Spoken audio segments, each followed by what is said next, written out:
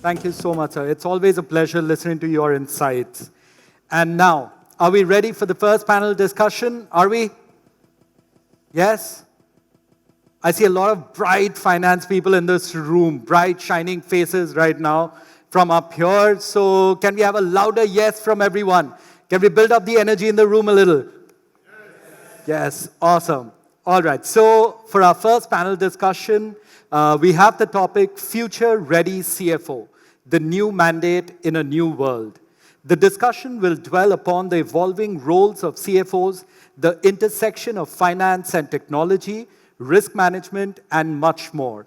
Before we begin, just give me a little moment to introduce our esteemed group of panelists who will join us on stage for this particular discussion. And as I call upon your names, I would request you to come and take your seats. First, we have Mr. Rahul Rao, CFO, Hindustan Construction Company Limited. Can we have a round of applause? Next, we have Mr. Arpit Kabra, Chairman, Western Indian Regional Council of the Institute of Chartered Accountants of India. Let's keep the claps going, everyone. Third, we have Mr. Deepal Shah, Group CFO of Allcargo Logistics Limited. And to moderate this discussion, may I call upon Mr. P.K. Hari Subramanian, CFO of Cognizant Technology Solutions India Private Limited. The stage is yours, sir.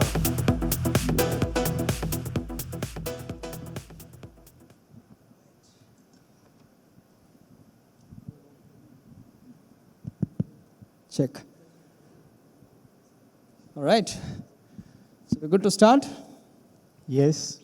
All right. Thank you, Avinash. I think that was a fantastic intro and context setting for the whole thing. And there were a few things that I wanted to say as context setting and to set the thing going. But I think most of it was covered so very well by Avinash. So I think we can just jump in directly into the conversation that we have to do. I mean, the topic of it is so interesting and so relevant in today's world, to have a future-ready CFO, the new mandate in a new world. I mean, coming to think of it, the world has changed, and how, right? I was just thinking about it a couple of days ago, chatting with my son, and obviously he's of the new generation. I can't call him Gen Z. Now it is like Gen Alpha and new words that are being coined. But I was talking to him about the X factor in one of my conversations, and I said, it's an X factor. And the way that we used to talk about X factor is something that is unknown, right? And now he corrects me. He says, Dad, life has moved on. In your days in algebra, X was the unknown. In today's world, X is the all-knowing, omnipotent one. That is Twitter. Right? And the world has changed. It's not anymore the unknown. X has become like the all-knowing one. So that is how the world has become. And now, in a world like this, things that have changed so quickly. Now, we keep saying history often repeats itself. It does, we have to agree, but the last 20 years history probably gets repeated within a 5-year now. The window has come down. Everything happens like so quickly, and it's in an ever-changing environment that we operate. Now, given that situation, I think a CFO is probably not in the most convenient or most comfortable position in a company. Now, when I say that, the reason is because he is in the most one of the most toughest positions sitting in a corporation to operate, given all the challenges that he has got to meet with the regulator, right? Because those who deal with the regulators regularly will know this and will realize it when I say this. For the regulators, their most lovable guy in a company is the CFO. If there is a problem, the first guy to get is the CFO, right? The CEO comes later. And the CFO, what does he do in a company? I think Avinash covered it so very well. His job has now become being a partner to the CEO. He rides shotgun with the CEO in his whole business. So anything that happens in the company, the CFO also has to be there. He should be in the know of things. He is not anymore a chief financial officer, but a chief future officer. And this is something that one of the American universities came up with. CFO is not chief financial, but it's a chief future officer. But the moment they came up with this idea, somebody else took it and said, now, chief future officer is going to be a marketing job, so it's a chief growth or chief future officer. So they took it away from finance. Like everything else, the finance guy does all the good work, but finally he doesn't get to enjoy it. But even in this world, I mean, the CFO is still the future of the company.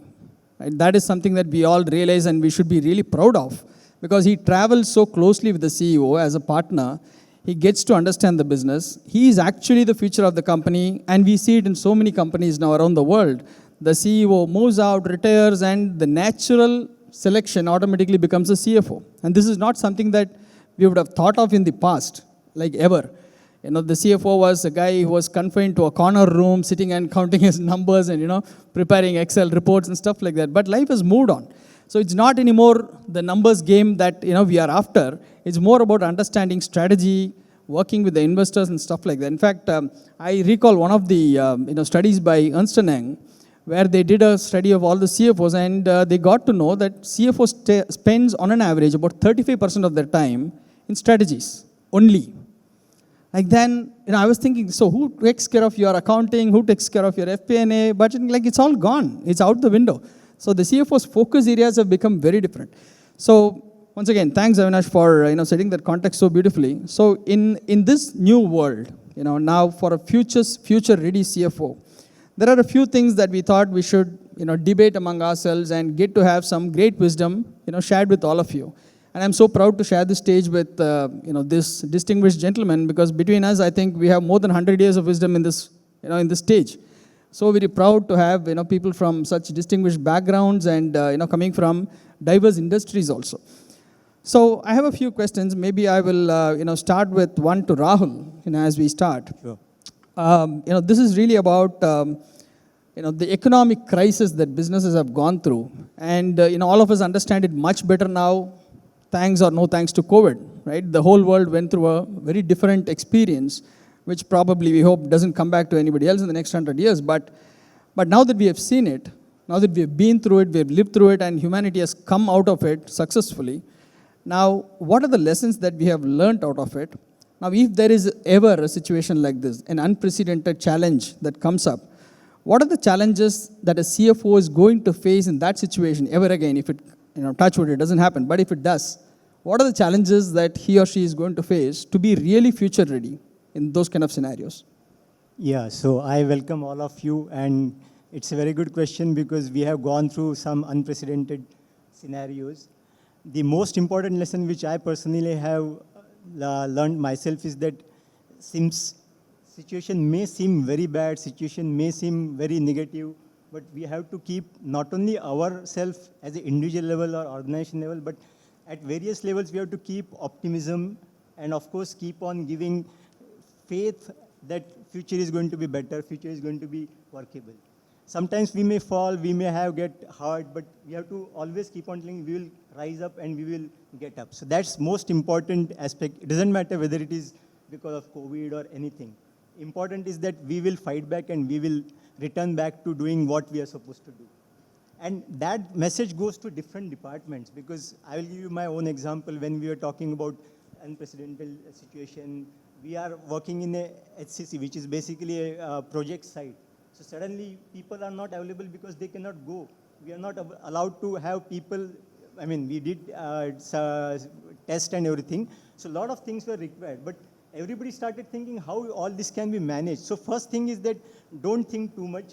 Start thinking first, following what is the bare minimum requirements, and then start thinking about what better things can be done, organized. So people started coming out with, they will have their living place nearby, or they will be putting people over there. So many things started coming out.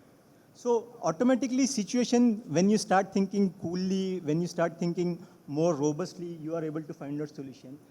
What we are doing or getting more afraid is that suddenly new thing comes up and then what we have thought it is no more workable. So we should be ready that, okay, some things may not be working, but we will be keeping on reworking. That's one lesson which I feel will be very important. Second lesson is that we do say that we are trying to keep ourselves. Hold the mic closer.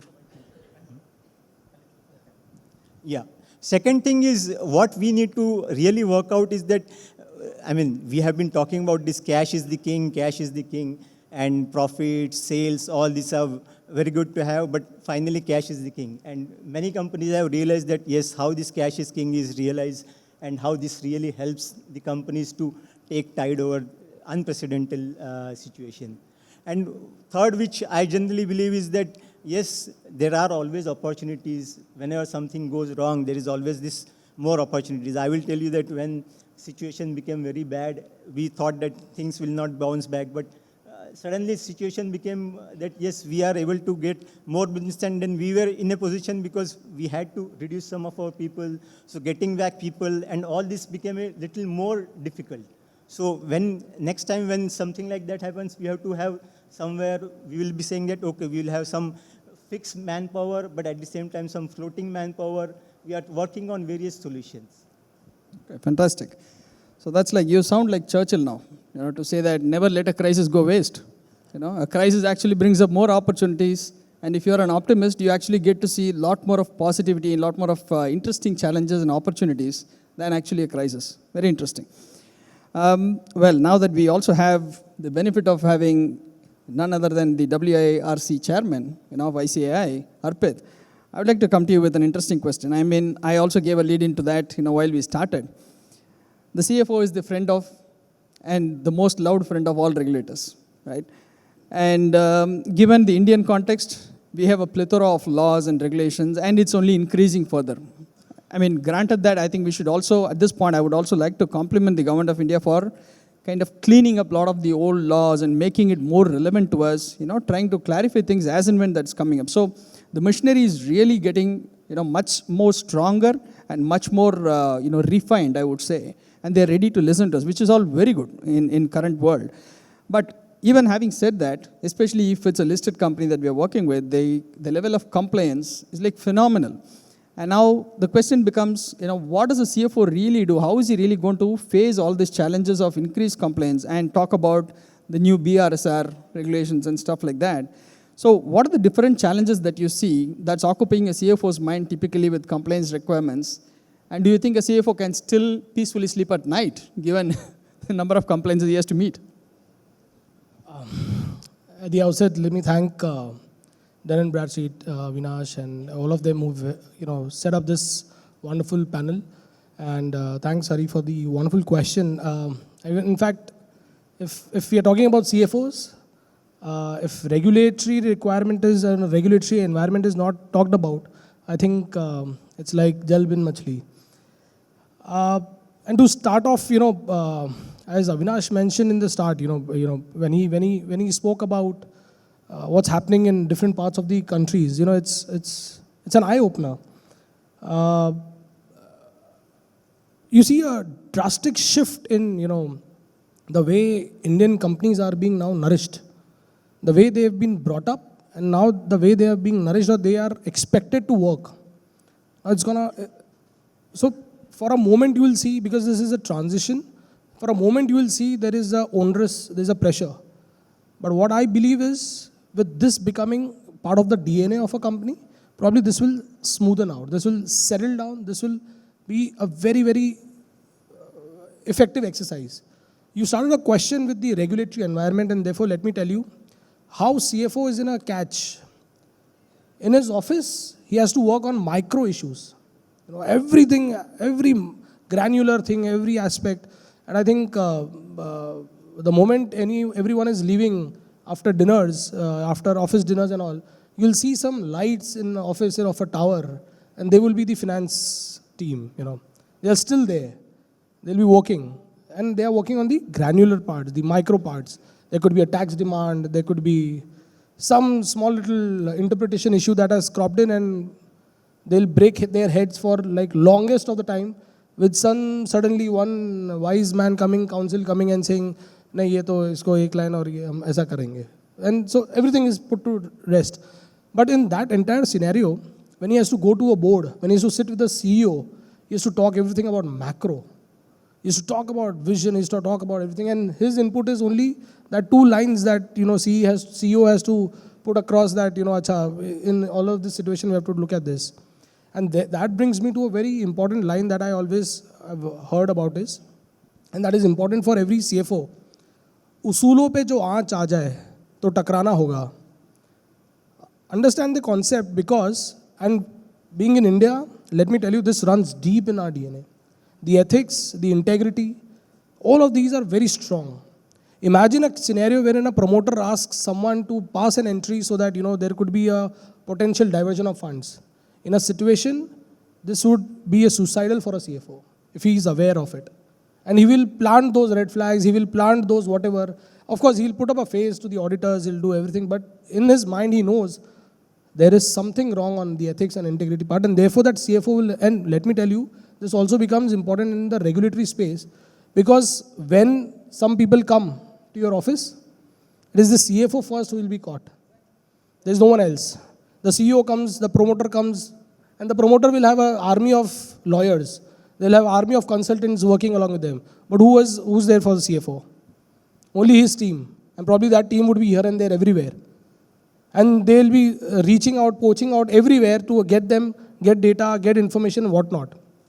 And that's, with the new laws, with the new set of discipline coming in, it's gonna become more and more, it's become more and more, it's become more and more stressful. Let me use that word, because to an extent, he knows if it is coming on ethics or integrity, I'll have to raise up, I'll have to stand up. Now that is a very, very different call, but believe me, as you said, the past repeats itself. In India, if you pick up any story, there is no happy ending to a story. You pick up Ramayana, there is Uttar Ramayana. That is the end of everything. You pick up Mahabharata, Mahabharata doesn't end with everyone dancing around, yes, we have won, we won. It ends with the consequences that each one of them face, with Yudhishthira going to the heaven. All of these, so that is the reality. Unlike the West always talks about happy ending. It never here. And therefore, that is part of our DNA, that is part of every individual. And therefore, in this regulatory space also, I believe, this is that transition phase. This is a good governance phase that has come in. Yes, transitions are always a little bit stressful, but it will become a part of life. But it will smoothen out, and it will be a very, very effective exercise over a long run. Because it will become something that is natural to you will happen. And therefore, as you mentioned, after COVID, we are lucky that we are alive. And these lines, let me complete the lines. उसूलों पे जो आँच आ जाए तो टकराना होगा. जो अगर जिंदा हो तो जिंदा होकर दिखाना होगा. And that becomes very true for a CFO in real sense, because he has to himself not only save himself, but those maybe 10,000 employees who are working in that factory, their households. So 10,000 multiplied by 3 or 4, all of those factory owners, their households are worked on him. So this regulatory is, I think, a blessing in disguise. Of course, it's a typical scenario. It's a difficult phase. You said about BRSR. Very soon you'll have so ESG and all of this. This is a huge pressure. Imagine taking out the plastic in your toothbrush. How is that possible? For all of us, most of this, there's a huge wisdom in this room. For all of us, how many of us have ever drank water from a tap? For us, it is this 20 rupees bottle, plastic. It has to be there, it will be there. Now that is what is a huge pressure on a CFO. And as you said, future, now as a CFO, it is his role now to chart this path out. A CEO may not do this, but it is the CFO who has to do this, because when it comes to compliance, when it comes to balance sheet, it is he who is answerable. SEBI will come to him, other people will come to him, the party is out at his expense. So I think this regulatory space is going to be a very interesting space, but I believe this will smoothen out, this will be it's just like that curve. Right now we are having an ascent, but then it will go smooth, is what I understand. Fantastic. Thanks, Arpit. That was great insight. And since you touched upon, we have not had so many happy endings in our stories, I think it's also right to point out that, in our tradition, the way, like you rightly said, our tradition steeped in ethos and integrity and all that, we've also been trained to accept good and bad, happiness and sorrow together. Matra sparshastu kaunteye shitoshna sukha dukkadaha agama apayino nityaha tan stitikshasva bharata. Bhagavad Gita, right? So we've been taught to treat victory and failure alike. Don't get too over ecstatic about a victory, but when there is something that's pulling you down also, just try to still stick and do your job well. So I think that comes in our in our line naturally. So it's That's a pretty good insight that you had. Thank you so much for that. And since we spoke about also change, change is the only constant. It's a cliche. We've all heard so much about that. And change, stands at your door, and you always look at change as as a difficult thing. You frown upon it. You don't want to accept change until it actually becomes your deadly neighbor. You start living with it. Then you actually say, maybe it's good. Maybe it's going to give me a better life. That's the way we start looking at change. And who drives changes? Typically we would want to say it's the CEO, right from the top, the tone at the top. He drives the changes through the organization. But in reality, I think even though the CEO actually calls the shots at that level, most of the organization, all the corporate functions in today's world is all rolling up to the CFO. And the CFO is the guy who actually runs, a big part of the digital transformation. Again, pointing to a McKinsey study, it says, of all the companies which are running transformation, only 8% of the companies really succeed in doing the transformation. And even there, if a CFO and his team are actively involved, then the transformation is actually very, very impactful, truly. And that's McKinsey studying transformation for decades, and this is the final wisdom that they have gleaned out of it. So that shows the importance of the change and the CFO's role in getting there. Now that gives me a very good segue to get into Deepal, because he has done a lot of digital transformation projects in his life. And so Deepal, I come to you with this question. I'm thinking about the digital transformation piece, which again Avinash spoke about. That's like one of the key goals of the modern CFO. Now technology and digitalization are completely reshaping businesses. Now whatever we would have thought of yesterday or dreamt of yesterday has already become a reality. Somebody else has done it. That's the way technology is working. We talk so much about generative AI, we talk about ChatGPT. Again, a nice reference that you made about the script being written by ChatGPT. But we also read articles that says that for every question you ask ChatGPT, it is drinking 500 ml of water. Right? It's again going to be an impact on the ESG side of it. So it's not going to be a good thing to follow it forever. Having said that, now we know that tech is there to stay. Digitalization is there to stay. You cannot, it's like the change that's become a deadly neighbor, right? You cannot stay away from it. You have to necessarily learn to live with it. Now with that in place, how do you think, I may have a follow-up question there, but to start with, how do you think it's going to enhance the life of a CFO, looking at it from the prism of financial planning or analytics or decision making, etc.? How do you think it's going to really come handy? So thanks for having me. First, I want to make a few comments. Change is not your neighbor, it's your wife or your spouse for that matter. It's that close. So you cannot live without it. Yeah? So change is very important to survive. Change brings, it's mandatory for survival.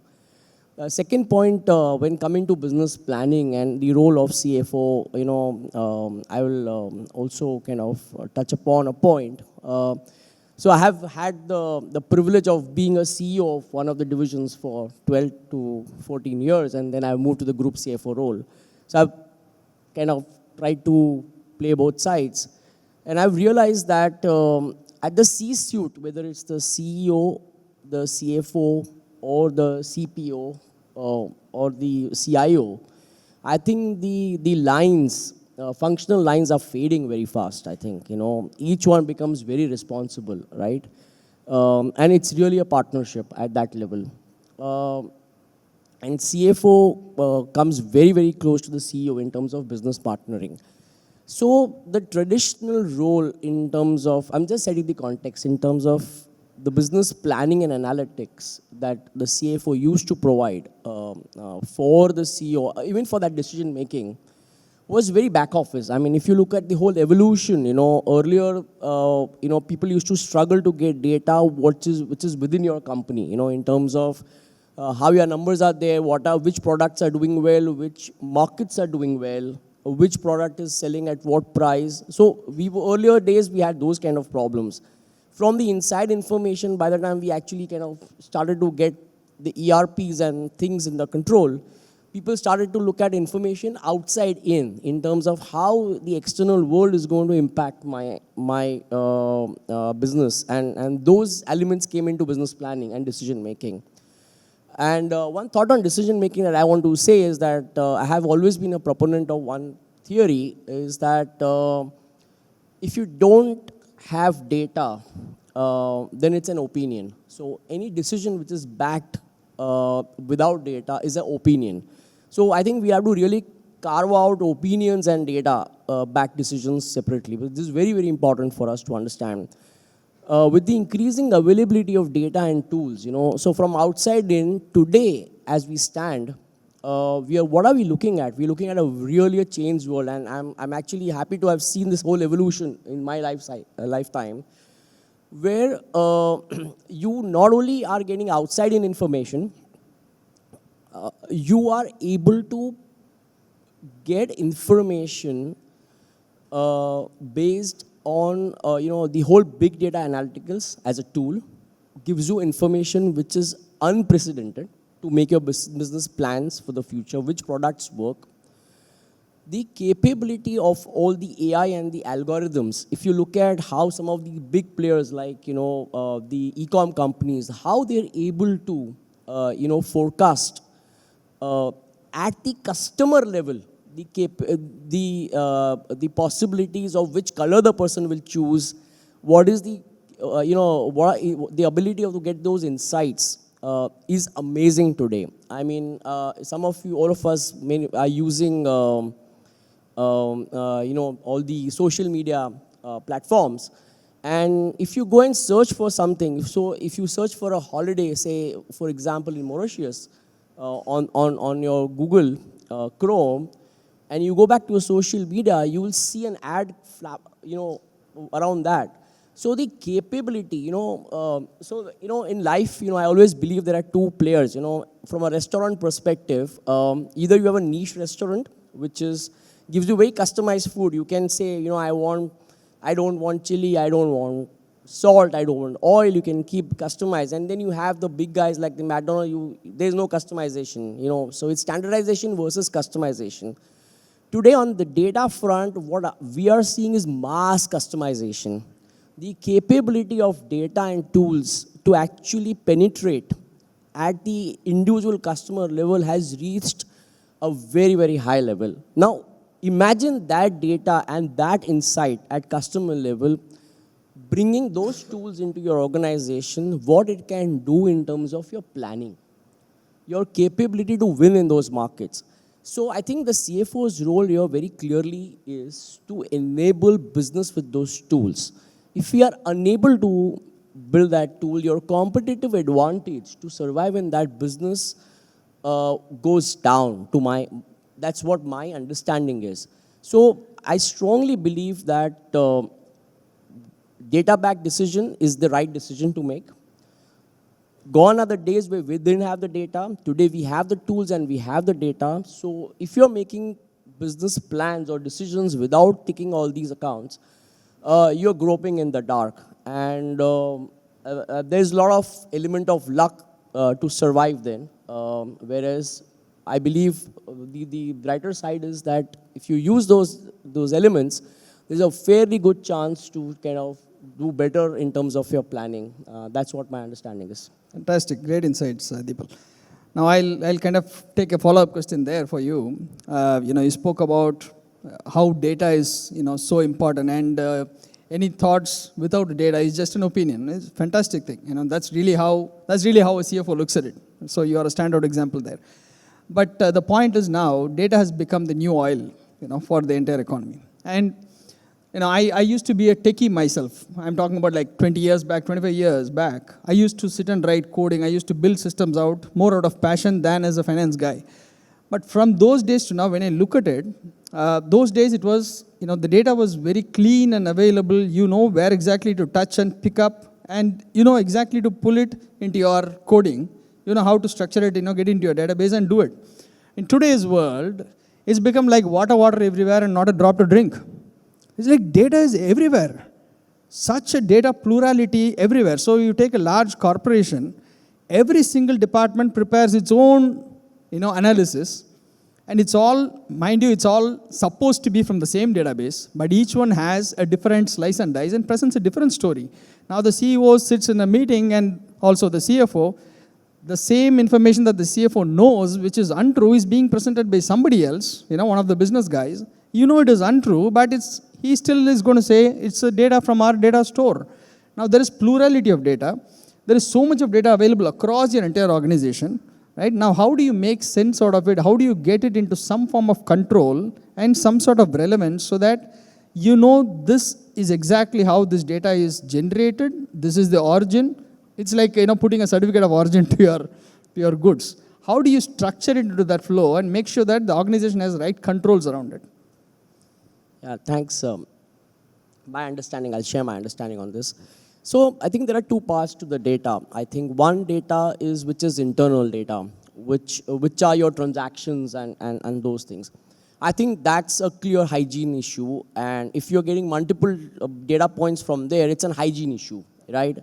There has to be very clear what is known as a single source of truth in your organization. If you're using multiple applications, there are good chances that they're not talking to each other well, and you're getting multiple data points, and that can be a killer, and that can drive you to bad decisions and confusing decisions as well.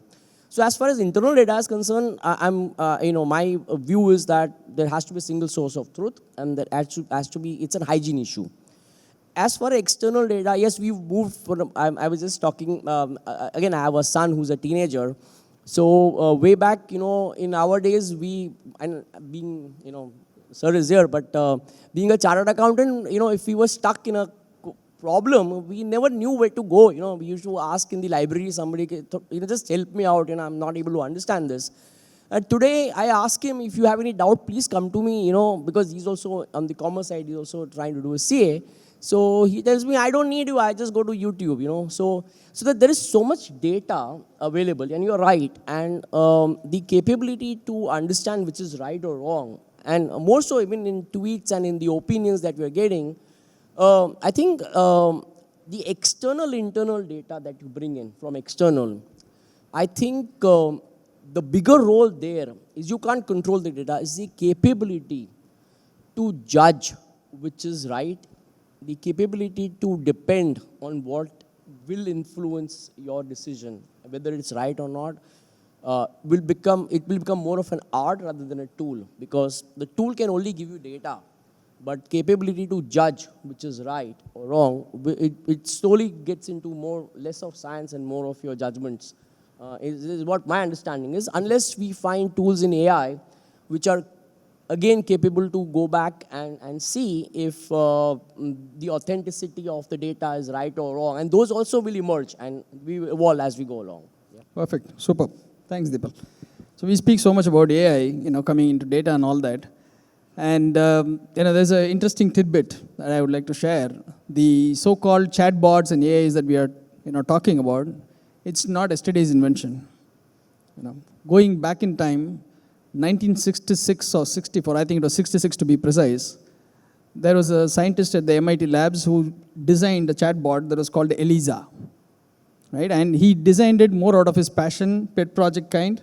And he said, okay, let me have something to chat with and have response. Like he was feeling so bored, maybe he didn't have his wife around. So he said, okay, let me design something which will talk back to me. And what was designed like that as a chatbot, a true chatbot in those days, and it might still be available as a MS-DOS program for you to test in different websites. But that, in reality today, it has become a much more evolved version, and you have a great AI tool in our hands. Now that brings us to the topic of, what do you do with innovative ideas? How do you look at innovation? And I'll pose this question to, Rahul, given his, interesting background. He's not just about finance, but he has also run his own consulting firm. He has got a very varied flavor of, doing different things. So Rahul, the question is for you. Now, as we think of companies embracing digital information, right, the CFO is left in a very, very bad spot. In the sense, he also has to support the company to proceed with the innovation.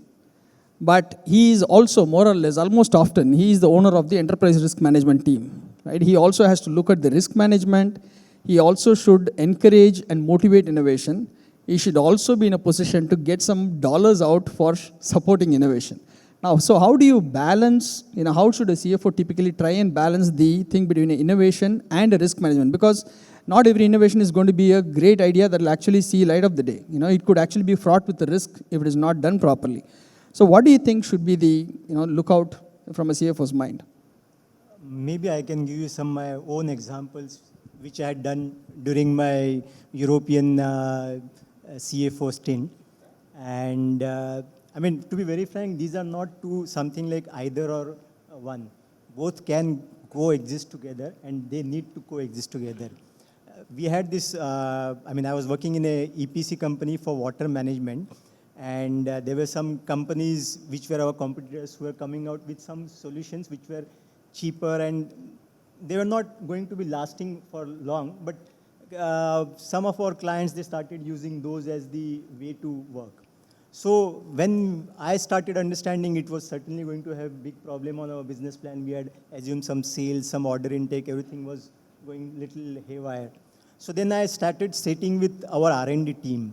So the R&D team, they were very good in terms of R&D, but they were not knowing exactly what R&D they have to do. Then we started looking at our marketing team. We all sat together. The marketing people started saying we are going to have one area of focus wherein cities require these water management plants. So in cities, what is the most important factor? Space available. So is it possible to have a solution wherein the space available will be limited and you can double the capacity or 50% increase the capacity? This is how the people started looking inside the team, inside the company, and then the R&D team came out with some solutions. And we were able to use this, and it became a very big hit in one of the our Turkey markets. Another solution was like, again, we were talking about water. I will give you the same example, water. So Switzerland is a country wherein water, when we talk about water, it has a lot of impurities, and they do ensure that it gets covered up. But at that time, it was in 2014-15. So microplastics, what is like when we do scrubbing or something, microplastics, they get into the water and it pollutes. So no other country were thinking about this. But Switzerland started saying, no, we want to control that. This is how then we started making our, based on, I mean, this new technology which was created was not useful for even Romania or Austria, but it was then specifically used only in Switzerland because there the market was there. So my point is, you have to know what is the environment, you have to know what is the requirement of the market, who can pay for the market. When you combine everything together, you will be able to find out solution. And yes, you rightly said that, I mean, it was quite a little bit time consuming because not everything comes out very quickly. But the 6 months or 8 months which was put into this, over next 3-4 years, it was going to give us quite a good benefit. So what is important is, and again, I am not against the thinking of people, they keep on talking about a lot of automation and AI and all that, but what I generally believe, I myself am an engineer, I am not a CA, I am engineer and I did my MBA. But I generally believe that lot of R&D or lot of things is possible in pure technical areas which is somehow not happening. I will give you, now I'm working with HCC. People don't want to work inside. People don't want to work at the, where the actual road gets developed or tunnel gets bored. And that's the mentality. I agree that I also don't want to go, but I still go to sites whenever there are certain areas where some problems are there. Because unless you go and experience, not everything can be done automation, done and we can have the data points coming up and then solutions coming out. So being at site, being at the project, being at the people. In fact, I have started going to meet various people from our customer side because some of the times we have some funding problems. So I go to them, I explain to them why they should give money earlier. So everything which is going to have an impact in terms of business. And you rightly said initial, or also Vinash said that everything which is going to have impact on business, CFO has to start getting involved. And when I say getting involved, it's not just telling somebody else. He has to start doing, he or she has to start doing it himself and then show to the world that yes, these things can be managed or can be done. This is what is my perception, that we cannot have everything that ready-made available, and you have to be in making of the things. Perfect. So you're saying the CFO should actually nurture innovation while still managing risk, and both can be managed and balanced nicely. Yes. Fantastic. And that actually provides answer to one of the big paradoxes that CFOs had expressed. One of the most recent studies by Ernst & Young, about CFOs' perception of challenges that they faced. There were three big paradoxes that CFOs were fraught with. They were facing big challenges on three important questions. One was short-term versus long-term. Should I really look at the long-term future of the company and say, let's go ahead and invest, or should I be worried about the short-term impact on the street? Should I actually, cut down dollars and say, okay, I've made better margins for this? So that's like one big question. Second was exactly what we spoke now, safety versus risk. That was the second big question. Should we actually take more comfort in being very safe, not expand too much, or should we bite the bullet, take risk and move on? And the third one is an actual, it's a very interesting thing and more relevant to today's conversation itself.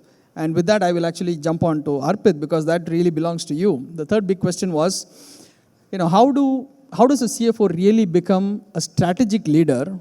Should we be focusing on strategic skill sets, or can he completely come out of the traditional skill sets of what is required of finance and accounting and all that? So what do we really focus on was a big question that CFO was asking. He was like, I can't let go of my bread and butter. But then the market also expects the CFO to be riding to develop the future for the company. So it's a question of skill sets. It's a question of talent.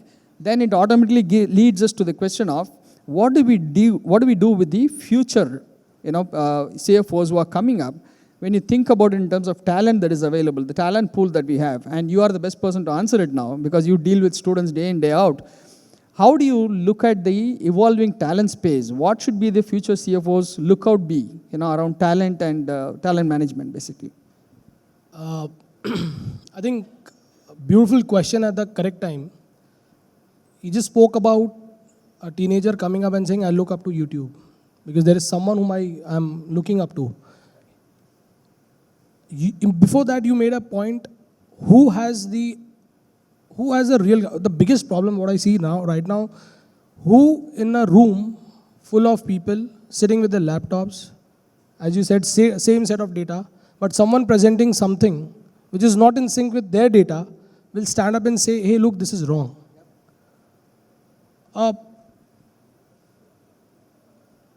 And third, when he said that, there is no person who's really looking forward to go there and do that on the ground level. And at the same time, you have the highest population in the country, 140 of the world. There are some set of people who are shouting that there is no employment. And on the other side, there is a story which talks about huge boom in the entrepreneurship. Everyone today is ready with a phone, with a ring of light, microphone, and is creating content, earning money, getting to do a lot of stuff on his own. Why would he want to do any of this work? And keep in mind the recent trend of, so suppose if DNB wants to do a big program, there is a big thought leader or there is a big influencer who's just recently got, say, millions of likes. Whom would they prefer? Because young people, if they are to come up, have to pull them, and they were on the front page of, say, the Times of India, something that we've looked for like ages. So therefore, these three things is what I'm trying to combine and trying to answer your query is, a CFO, and I do a lot of reading on spirituality and a lot of these Indian myths and all because I get a lot of breakthroughs through them, especially Bhagavad Gita. But let me tell you, if war was to be won by Pandavas, they have to be excellent in their skills, their war skills. Who created that war skills? Dronacharya. He used the same man for Kauravas also. But what made Pandavas win was the culture, their ability to stay with the truth. So my point is, we need Dronacharyas in our offices. And immediately I connect with the conversation that Mihir, Nandini and Vipul and we were having the other day in the office. A CFO now has to grow out of that role of just looking at those numbers, doing those compliances and making sure there is a dashboard so that all the tick boxes are done. See, he has to play that role of a Dronacharya. He has to grow some Arjunas. He needs to bring those Arjunas so that the company survives, he excels. I don't know whether CFOs except for events like these, get that credits in real time, acknowledgement and everything. But in real sense, if they have to work effortlessly, as you mentioned, sleep peacefully in the night, their role now, and this is based on recently, I was speaking in one of these conferences, someone was really, a senior banker was pointing out some facts, something. Someone stood up in the audience and said, no, wait, this is wrong, because मेरे को ये बोला गया है, ये data है. And everyone agreed. The experience of this gentleman was put to test by a single statement. No one verified. See, no one verifies this कि अरे ये data बराबर है कि नहीं है. We need to create that culture. That CFO has to empower his entire team to be upfront. For example, recently I was in a board wherein receivables were being questioned. Everyone was talking about, say, one number, and Ketan Bhai is here, the treasurer, and Saurabh, both of them, we were all together. We were all questioning on a larger number, say around 700 crores plus of receivables that is there, XYZ. No one questioned on what is the breakup or whether all of these have been covered up in that receivables, except for one person. Now that, I think, therefore the entire role to answer your query is, we need that mindset. Now, if I were to even say that, a CFO should now become a pseudo academician in that sense, I won't be wrong. I will not hesitate, because at WIRC or at ICAI, whenever we see some really fantastic members from industry, a CFO or a CEO who comes and talks about academics, and that is what the discussion we were having the other day. We need to have a lot of, this country needs a lot of accountants. And at WIRC, at ICAI, we feel we need to go one step ahead and say, this country needs a lot of ethical accountants. Now, these ethical accountants can only come if you create a culture, if you give them that space to grow, if you give them that, and when I'm talking about growth, let me tell you, and this is for all those CFOs who really feel that they are neglected sometimes, or they are not even given due credits. Mehndi जो हीना बोलते हैं, वो रंग लाती है जब वो पिसती है, और बीज जब तक पेड़ बन के फूल और फल नहीं देता, जब तक वो खाक में नहीं मिल जाता है. You need to actually get rubbed in the mud. You need to really go into that space to be a future ready. So if you are building a legacy, if you are building an organization, if you are building something extraordinary, you need to have this academician stint with you. If I were to give you a coin, if I were to coin a term right now, that comes top of my mind, we need to give a nest. Ghosla, nest. Nest is a place where the eggs get hatched, they get nourishment by whoever, their mentors, by mothers or whatever, and then they take a flight from there. They don't come back. You need to create a nest. Nest for me, for CFOs in this world, for future should be networking, entrepreneurship, soft skills, technology. You need to serve a nest, be an academician like a Dronacharya, give them that space, give them that nourishment, give them that culture. Technology sab RSC, I told you, it's available on Instagram, it's available on YouTube, everywhere. But as he mentioned, which is the right data? That teenager must be looking at a data which is, or maybe say tax pad raha hai YouTube pe, but it is an obsolete, it's an old thing. Amendment aa gaya hai, usko kya malum? And therefore the experience will come into picture. He is the one who's updated. And therefore, the combination of experience and energy is what a CFO will have to bring in his office. He'll have to create that set of culture. He'll need to bring that culture. He'll need to set up that culture.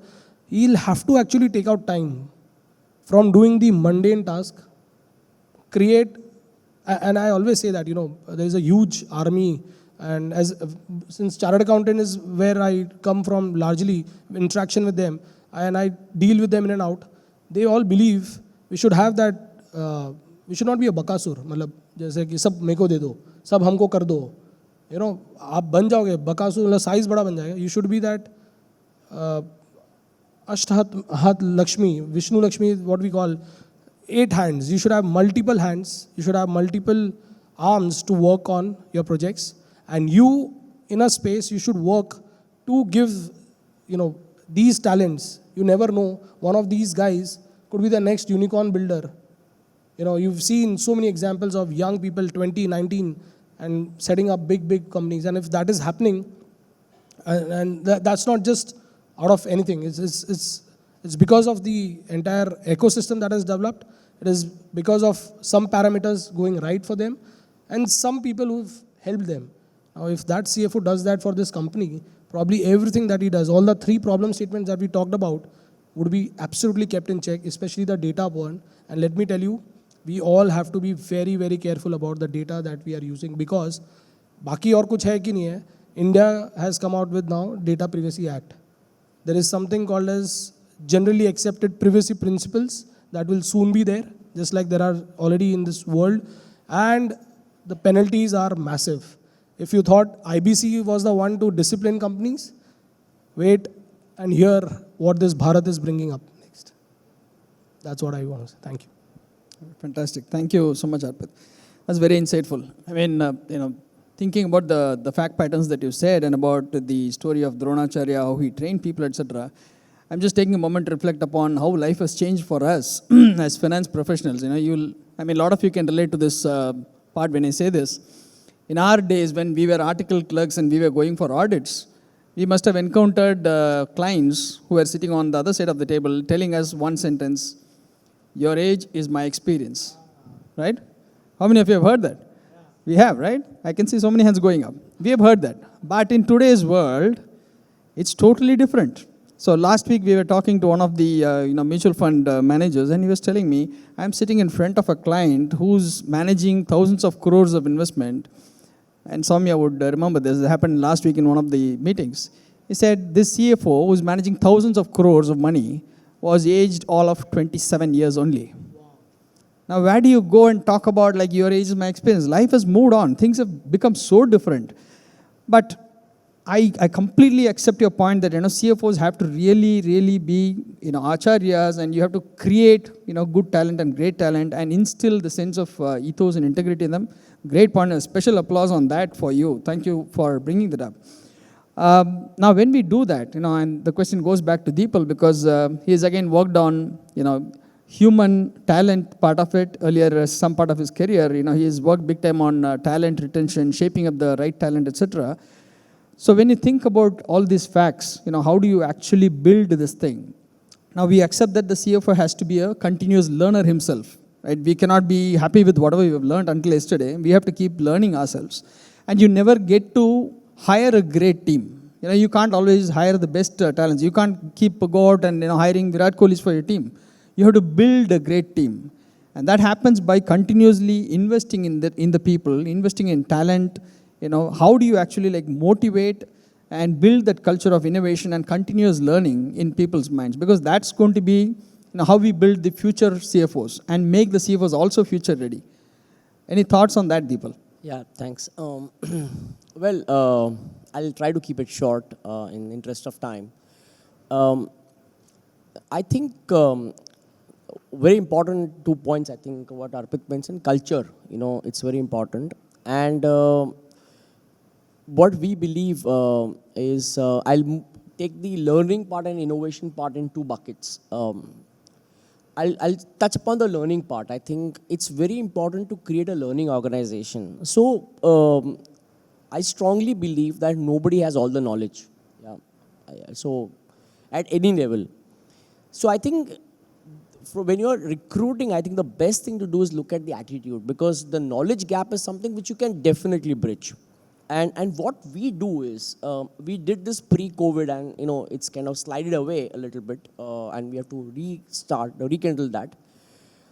We, on a monthly basis, had a fun Saturday where we used to share learnings. And if there are new case laws or there are new technologies, we used to come and share that, and we used to have an open forum. And that really helped create a learning organization. So it gets a lot of cross-pollination of ideas, cross-pollination of knowledge, which is the learning organization that each department or each company needs to create. A regular, a free willy discussion is very important, and bring in people from outside. So knowledge gap can be bridged through the learning process. On the innovation bit, very important is that unlike earlier days, today all companies in the long run are technology companies. And technology is all about continuous improvement and innovation, right? So each organization needs to have an incubation center. And what we have done, and I'm sharing some experiences and ideas.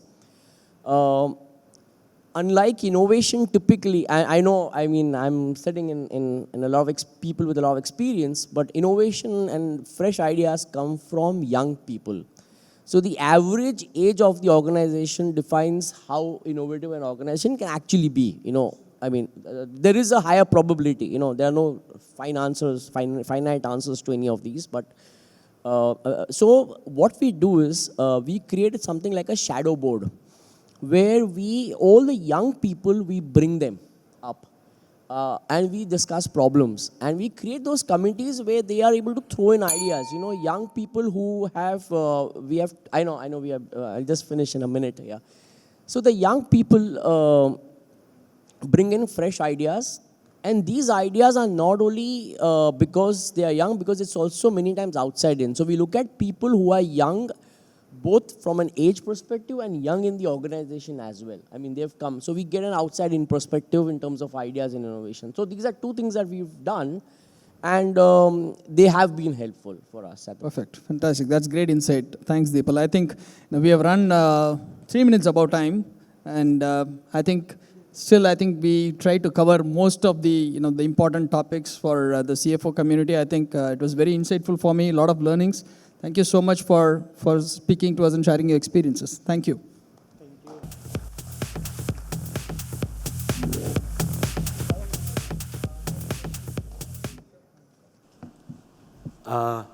May I have a huge round of applause again for our esteemed panelists and our moderator here. And now may I request Mr. Mohit Gupta, Senior Director of Sales for Dun & Bradstreet India, to hand over some mementos for them.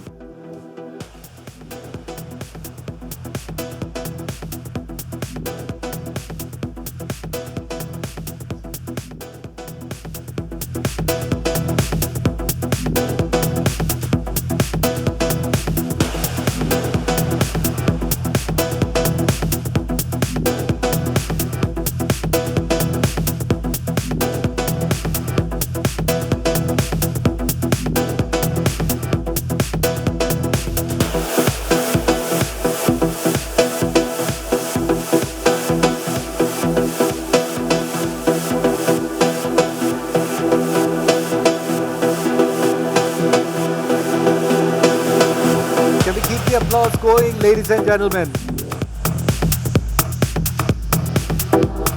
Thank you so much.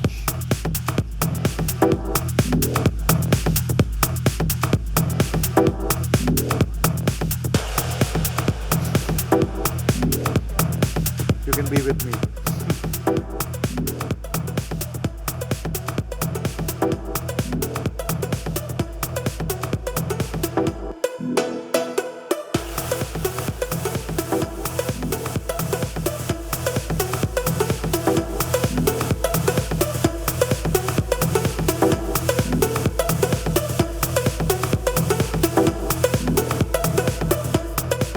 Thank you so much, panelists.